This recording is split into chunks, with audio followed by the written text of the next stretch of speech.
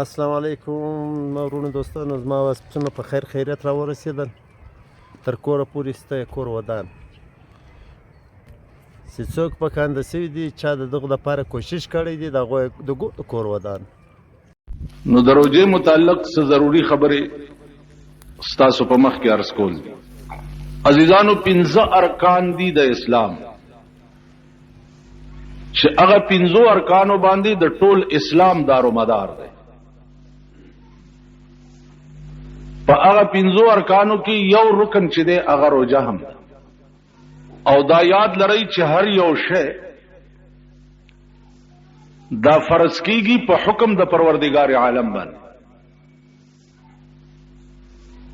چې د کوم شي متعلق حکم د الله تعالی هغه شی فرض.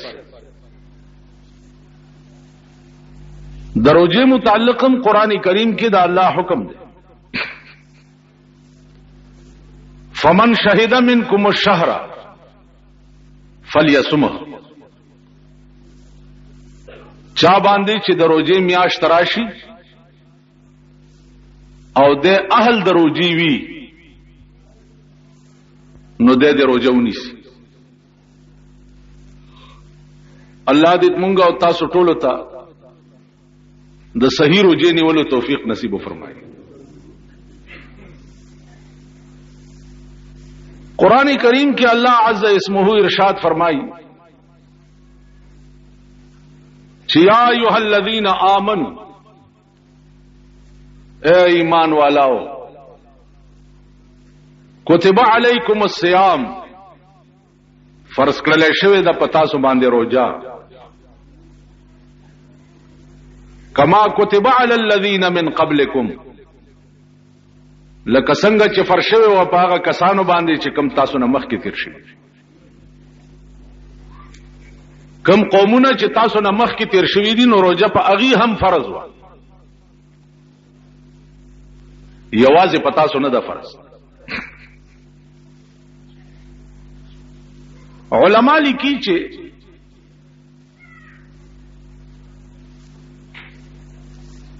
د روزه کې راز څه دی. آخر خدای پاک ته څه په لاس راځي چې د سحر نواله تر ماښامه پورې خلق د لوږې او د تندې نه مړ کړي.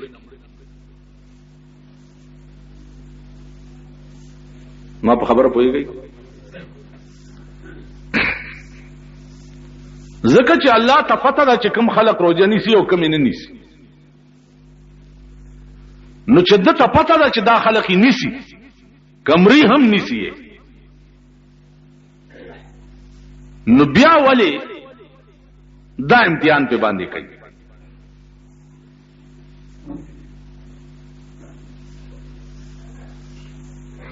نو عزیزانو، د امتحان دوه وجې دي.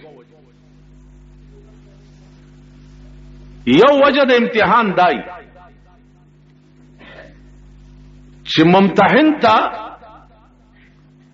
د مخکینی سړی پته نه نو امتحان پیو کی.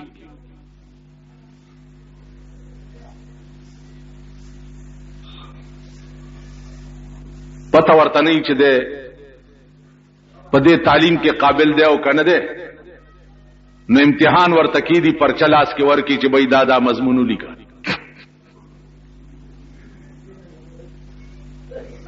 نو دا الله متعلق دا ویل چې د ته پته نشته، نو دا خو ناممکنه ده.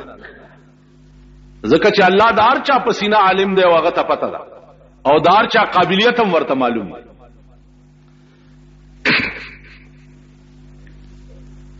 دغه سوال په هغه ځای هم واردېږي چې ابراهیم علیه السلام ته نمرود اور جوړ کو، او دومره لوی اور چې په شپږو میاشتو کې خو ایله تازه شوی و.